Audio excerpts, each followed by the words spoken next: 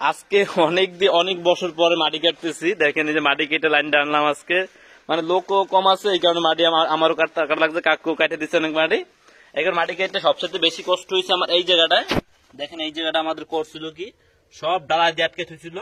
এই সব ডালাই আমি এখানে ভাইঙ্গা পরে এখানে অনেক কষ্ট হয়েছে আমার আজকে মেনুতে এই ভিডিওটা করার কারণ হয়েছে এই সব ভিডিওগুলো দেখাবো যে কেমনে মানে মাটি কিছু তো দেখানোর দরকার নেই, মানে কারেন্টের লাইনগুলো এই ভিতরে এক নম্বর সিসি ক্যামেরা লাইন আছে, আর একটা আছে যে মেইন লাইন প্লাস কলিং বেলের লাইন, এই বোর্ড, এই গেট, এই সব কাজগুলো দেখাবো, লাইন দেয়া, এই সব কাজের ভিডিও চলতেছে। ইনশাআল্লাহ আপডেটে এই ভিডিওগুলো আসবে।